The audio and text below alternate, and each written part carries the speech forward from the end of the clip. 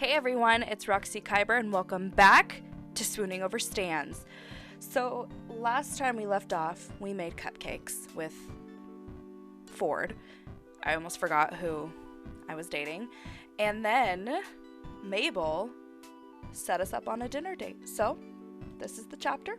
Let's get into it. Okay, you don't think you've been more nervous in your life. I don't know about that. Mabel came with you yesterday when you went shopping for extra clothes since Stan's mechanic skills left your car still being worked on, quote unquote, and you realized you needed more clothes than you packed. Obviously. However, she managed to sneak in a relatively fancy set of clothes to add to your pile of summer-appropriate clothing, and she flourishes them in your direction with a wide, brace-faced grin. Aw, so precious. Ta-da for tonight! You stare at the fancy outfit like it's going to jump out of Mabel's hands and attack you. Mabel, are you sure Ford agreed to this? Of course he did. I asked him and everything. He dropped whatever he was working on instantly. Probably because he's like, bitch. And hit the other stuff on his desk, which fell to the floor, and he said, I'd love to, but I'll need a fashion makeover. Please help me, Mabel. You're my favorite great niece. I don't believe that. Okay, so he actually said something else, but he said yes at the end of it. She's so confident in herself. It's so sweet. Now, come on. I have to put the finishing touches on this perfect date. Get dressed, then come to the living room. I am so stoked for this date. Let's do this. She shoves the clothes at you and leaves you in the room to get yourself ready. What are you gonna do? Oh no, I'm gonna throw up. What do? I'm so nervous. I don't get nervous to the point where I'm gonna throw up. Maybe IBS, but oh no. Aw, shit. You put on the outfit Mabel picked out for you and head to the living room, where Dipper promptly guards the way to the kitchen with his noodle arms, because he's weak. Mabel wants me to keep you in here until Great Uncle Ford is ready. That is such a mouthful. Oh, okay then, I'll stay here. You take a seat in Stan's recliner, trying to look relaxed and composed, but your shaking hands give you away to Dipper, who's reading in front of the door. You look nice. I know Mabel picked it. I kinda helped, but it's nice. Aww. He's trying to distract you, sweet kid. You smile at him. He smiles back before returning to his book, The Field Guide to Bigfoot. Come to Washington. We got Bigfoot for ya. Roxy, you can come in now. You jolt to your feet, heart in your throat. What do you do? Dipper, what do I do? Yeah, ask Dipper. Here goes nothing. Got any advice, Dipper? Yes. Dipper stands up and awkwardly pats your hand. Just be yourself, Roxy. Great Uncle Ford likes you. I can tell. Trust me. He knows him best. He gently shoves you towards the kitchen door. It looms in front of you menacingly. Now go get him, Tiger. Was that weird to say? Good luck out there, dating my great uncle. Gross. Anyway. With surprising strength, Dipper pushes you through the door as Mabel opens it, and you stumble into the kitchen, look up, and see a tall glass of water. Oh God. Oh God, Ford's dressed up too. He's in a three-piece suit with a maroon necktie. How did Mabel know your only weakness? Well, that and... wait. He has flowers. Aww. You make eye contact after examining one another, and you feel your face flush as red as his. Mabel beams, clapping her little hands together. Aww. Yay, now it's the moment we've all been waiting for. The Mabel certified dinner date of dreams. I love it. I'm in it. Let's do this. I knew Grunkle Ford would be hopeless on a romantic dinner date on his own, so I'm here to make this one perfect. You only now notice that she's wearing a bright pink apron and that something smells very burnt. Mabel? Dipper pushes you further into the kitchen and Mabel shoves Ford forward, and the two of you stumble, almost into colliding with another. Ford straightens up and clears his throat. His face is as red as his tie. If we're having dinner here, where are we gonna go later? For a little woo-woo. Well, these are for you, Roxy. Oh, thank you. You take a closer look at the bouquet and discover that a third of the bouquet are real flowers. They look to have been picked from outside the shack. Third are pipe cleaner flowers, with glittery petals. And another third are origami lilies. I love it. I'm in it. Judging by both Ford and Dipper's paper cuts and Mabel's sparkly, sticky fingers, they collaborated to make your bouquet themselves. I think that's the best bouquet of all. This is the cutest thing you've ever seen in your life. My God. Is that a tail? What is that? What the fuck? I don't... Okay. I didn't know you folded origami. How many paper cuts did you guys get from these? These look questionable. No, fuck you. You'd be a see you next Tuesday saying shit like that. How many paper cuts? Ford laughs, rubbing the back of his neck with his free hand as you take the flowers from him. Quite a lot, unfortunately. Mabel found a tutorial on the line. Online, Grunkle Ford, online. On the line. Isn't that what I said? And Dipper and I worked on them yesterday. Oh. They're beautiful, Ford. Thank you. Ford blushes, grinning bashfully at you. And Dipper, of course. Dipper smiles at you too with an awkward laugh. I love how he's wearing Wendy's hat. I literally just noticed that. Dipper takes the flowers off you and manages to stuff the bouquet into an empty 2-liter bottle of Pit, trademark, sticking it in the middle of the table so you can't see Ford anymore once you sit down. Maybe that's for the better. You carefully scoot the vase to the side until Ford's pink cheeks and nervous expression are visible again, even if you're certain you look even more pink with embarrassment. I'm curious to see how dating Stan is gonna go. Well, I'll leave you guys to it then. Chef Mabel, you ready? Sure am, bro. So ready. Get it. Mabel is standing on a stool readying 2 plates of food, the contents of which you can't see yet due to the mass of her hair and Dipper's hat. Ford waves at you and you turn to him, leaning forward so he can whisper to you. Secrets.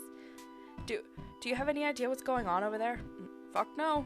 They're obviously planning to poison us with their spaghetti. As long as there are no Brussels sprouts in the mix, I will pull through. She has a bowl of jelly beans, so whatever happens, I'm eating all those.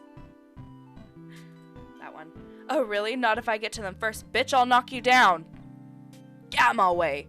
The two of you share some intense eye contact in the name of rivalry before you start laughing, and Ford grins at you, shaking his head. I knew that was gonna work. Mabel whirls around and hops off the stool, brandishing 2 glasses of something disturbingly bubblegum pink. She places them down on the table with a flourish. Ooh, I want to try some Mabel juice. Ta-da! 2 tall glasses of Mabel juice. That looks sort of weird. What's in this? Such a delicacy. What ingredients did you use? You glance at Ford, giving him a face of, play along, please don't leave me alone in this. Beautiful. Oh, yes, Mabel, this looks truly exquisite. Pray tell, what's your method? Are the plastic dinosaurs and Monopoly pieces just decoration for this fine creation? Mabel is too busy giggling at you both to answer, and she thankfully doesn't notice that neither of you touch your drinks. Ford's too busy smiling at you from across the table as you ask Mabel about her secret ingredients for Mabel juice and whether she used a blender or food processor to mix it all together, calling it a true work of art. And of course, my favorite color. Anyways, on to the main course. Voila! Mabel turns back to the stove and grabs 2 plates of food covered with cloth. Oh. She places one in front of Ford and one in front of you before stretching across the table and pulling both the cloths off the plates at once. What awaits you on each plate is horrifying, to say the least. There's a pile of 3 very burned chicken nuggets. Dinosaur chicken nuggets! Yes! Some half-wet, half-dry noodles with a slice of cheese draped across the top, and a handful of jelly beans, the special ingredient, of course. She's 12?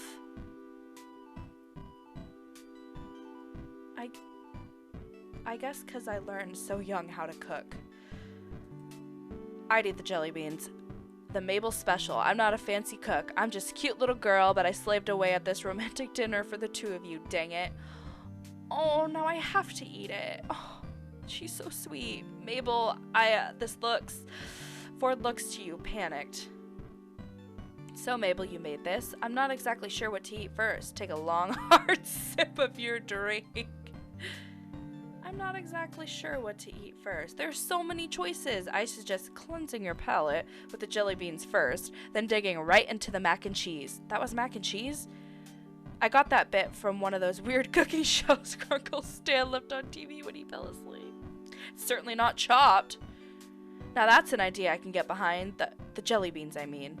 Not if I steal your jelly beans first. Ford arches a brow at you, and he grins at your pseudo-challenge.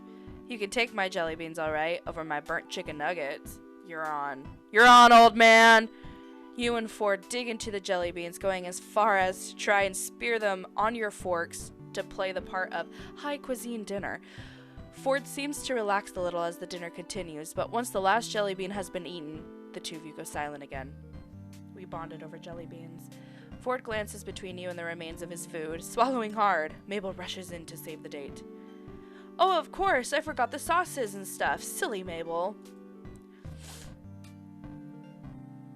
Mabel goes into the fridge and grabs bottles of ketchup and mustard, placing them on the table next to...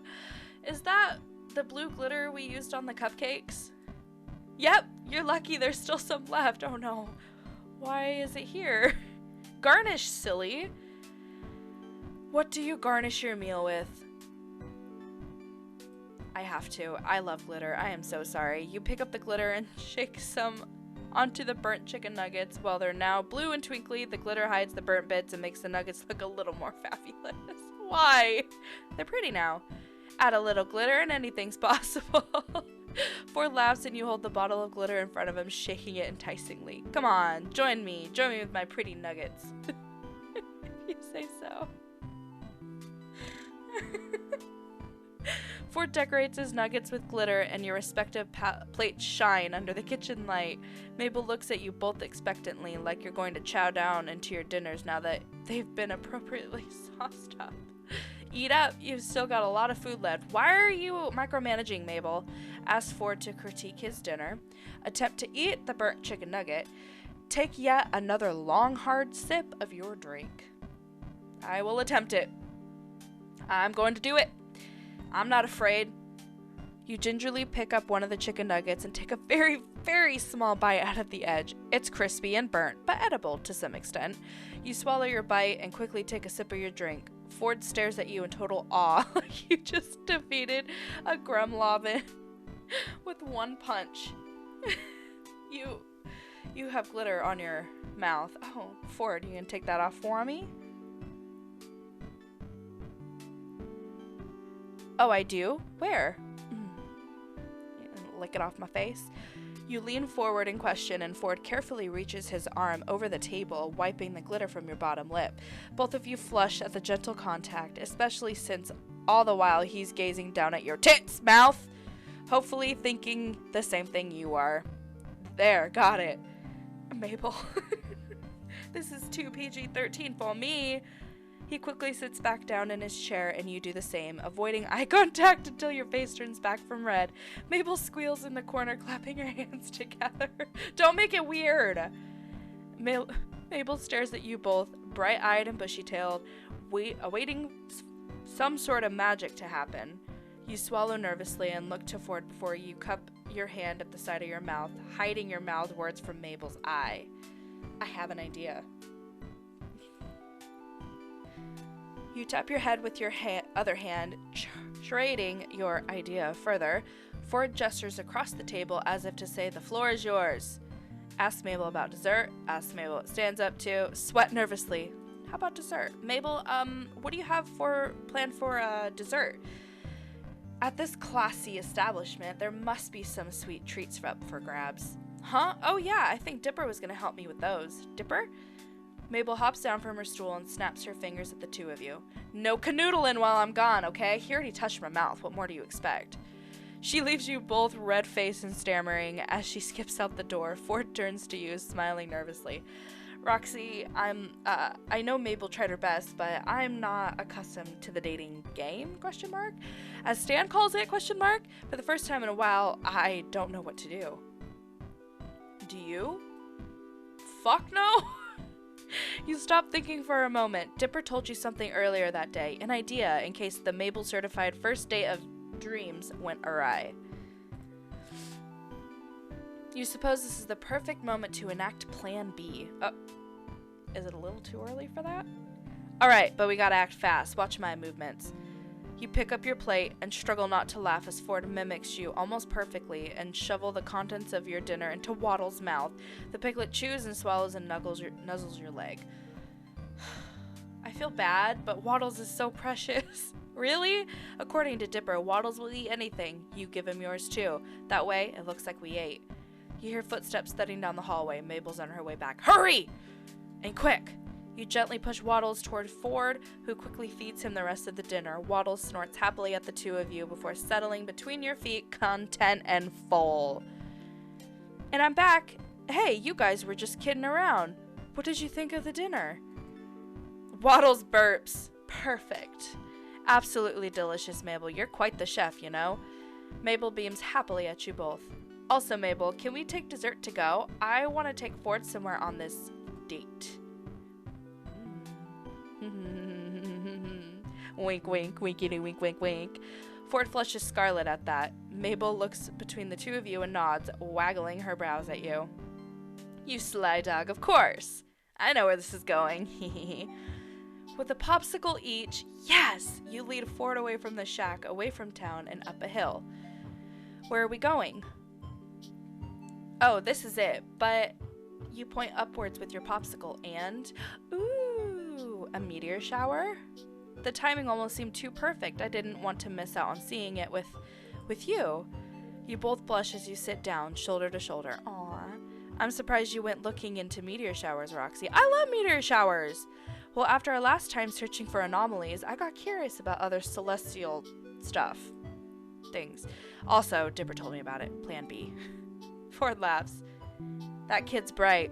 The twins are both very smart and very close for siblings. Ford pauses and it's obvious there's something on his mind. What do you mean for siblings? They're pretty cute. What's the matter, Ford? I think they're cute. Just... Ford turns to you, his mouth open as if he was going to say more, but he closes it. They're just... I'm surprised at how close they are. Practically inseparable. Stan and I were never like that. You seem like you are now. What happened? Oh, it's turning sad. Well, we were very close. Best friends. But once we got into high school, things changed. You realize that Ford's hand is resting a few inches from yours. Casually, so casually that you're almost casual Fridays themselves. You scoot your hand closer to his, still too nervous to take it for yourself. What changed? Did something happen? What did Stan do? Did something happen? Well, yes, something happened. Ford sighs, leaning back on his palms. He notices your hand near his, thinks for a moment, but decides to keep talking instead. Fuck you. Stan and I had planned since we were children.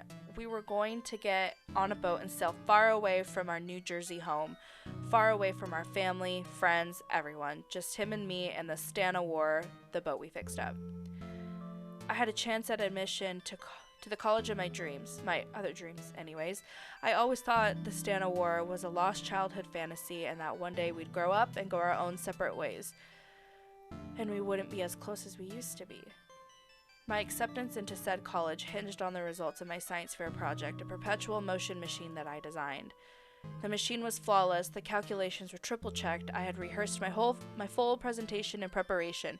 I could practically see myself at that university, studying with endless resources at my disposal and getting several doctorates. Ford sighs again, rubbing his temples. But, don't leave me hanging. It was the day of the science fair. The admissions team from the university were there in front of me, ready to view the machine. I pulled off the cloth cover and it was broken. My entire future was ruined. Oh, Ford. A perpetual motion machine has one job, to not stop.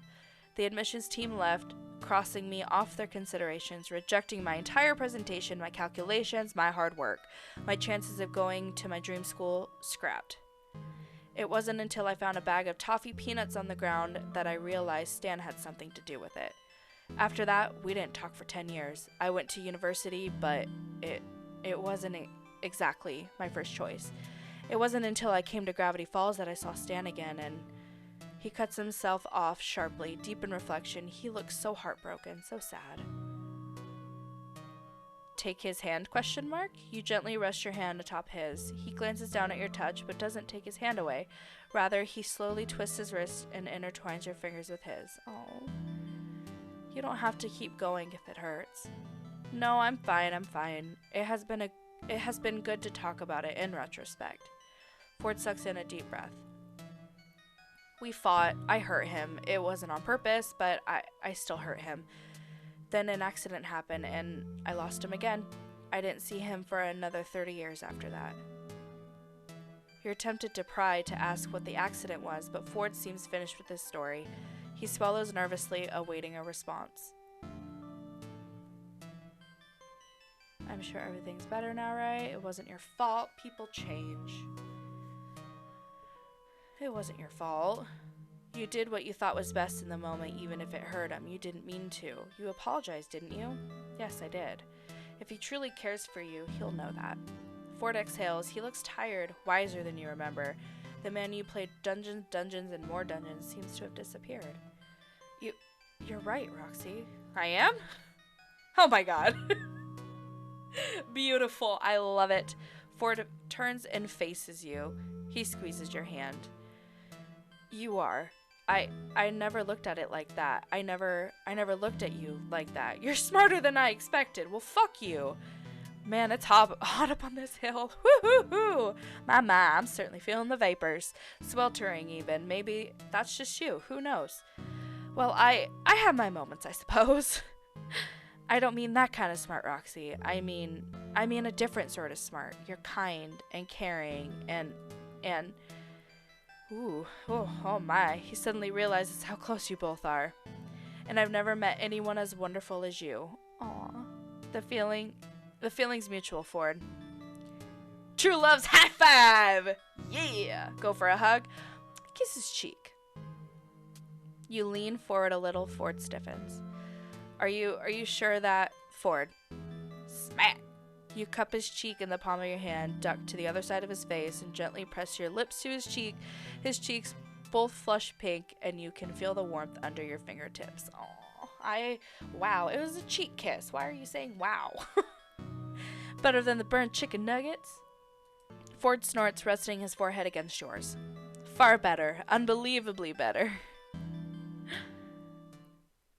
The two of you head back towards the shack, hand in hand in a comfortable silence. Once you reach the door, Ford grins sheepishly. I wanted to say thank you for tonight, for being there for me. Anytime, Ford. I had a great time. You stand at the door to his house like two teenagers on a first date. Well, you are, you suppose. And, hopefully we can have more dates like this. Ford flushes at the mere mention of a date, which is so adorable you start laughing. Yes, we shall most definitely have to engage in more of these dates. With you. And myself. Dating. You smile at him and blush, and his blush further spreads to the tips of his ears. He exhales, tugging at his collar. What do you say, we go back to your room? Huh? Wink, wink. Well, if I get to see you smile like that again, then I'd be happy to have more dates. Aw. It's your turn to flush pink, and you both laugh as the front door swings open. Standing in the doorway is Mabel, who looks relieved to see you both.